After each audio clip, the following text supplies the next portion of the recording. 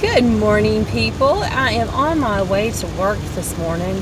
It's kind of interesting that I still have a regular 40-hour week job, and we have a small business at home. We do homestead. We don't really sell a lot of our products, but we do share them with friends and with family, which is important to us. When we have overabundance of certain items, then we share them, and that's what we should do. Especially in these hard times, and the times that are coming are even going to be harder. Today I was going to tell you a quick little video about some things we did last night. We are definitely rebel canners in my house.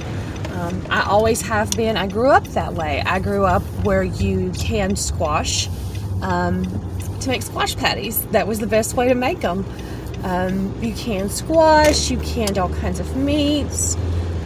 That was the way of life. My grandmother and great-grandmother had a canning room. It was a room dedicated solely in their cement block house. It was my grandmother's house.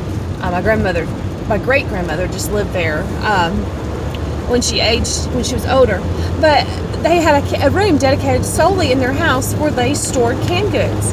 It was called the canning room. It was as big as my bedroom now.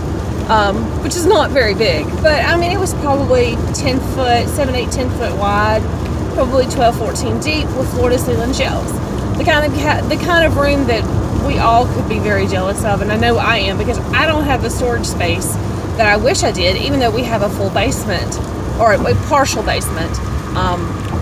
It gets so damp down there. I've lost so many things to rust, and I can't figure out how to fix that. But anyway, I digress. The reason I have you on this morning is because we made little Smokies. We pressure canned them last night. We did the little 4-ounce jelly jars. I think it's Firefly Follies is the name of the lady on YouTube. She does them. I'll link that down here below. But she does them. She actually was able to get 13 in her jars. We were only able to get 8. But 8 out of a big pack from Sam's was like $8. So 8 in each jar gave us actually 12 plus 1 extra. And this is just a pickle relish jar that I had in the cabinet. A lot of times I'll just store random stuff in it. But this one has barbecue sauce in it. Paisley loves barbecue Vienna sausage. She loves barbecue Little Smokies. The lady on the video I watched, she did not recommend doing the barbecue sauce, that it could scorch it, because you process the pints and half pints for 75 minutes, which is a long time, with no liquid. This sauce, though, is Buc-ee's. If anybody y'all know about the Buc-ee's gas stations, we have one like 30-45 minutes from our house. Paisley absolutely loves their barbecue sauce to the point she made me buy her a bottle of it. So I put about 2 tablespoons of that sauce in this jar. You can see it's pretty liquidy too. And I think this one actually held 8. It just didn't fill it all the way up. And this jar actually did seal. I've opened it because I wanted to taste test them this morning. And this was my one jar that I was but it did seal. I just popped the top this morning, but it sealed. I processed it just like I did the rest of them. And it's a metal lid. Would I recommend doing this for long term? No, but I wanted to taste test this one, and I had these 8. Whew, Lord, they smell like Little Smokies. These are very, very good. I've got some photos I'm going to try to throw in this video so you can see the 4-ounce jelly jars. And if you have any questions, just let me know. This is something simple and easy that I knew Paisley could do, and wanted her to help me. She helps me can everything else, though, the majority of the time. Sometimes if I've got leftover spaghetti sauce or what have you, and I'm processing it, she may not come in there and help us much. But I knew this was going to be a project that she would enjoy, and that's something that she would enjoy eating. Is it going to be cost effective? Probably not.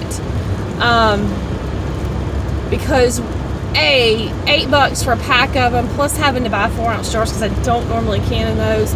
So this project for 12 jars cost me about $20 in the end. Of course, next time once these jars are empty and we do it again, it will only cost me $8.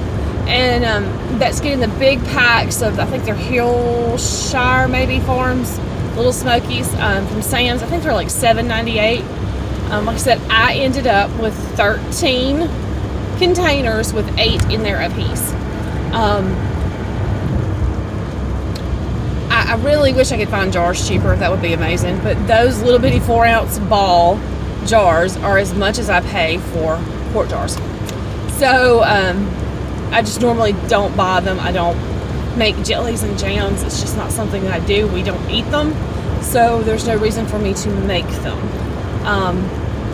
But like I said, if you have any questions, feel free to ask down below.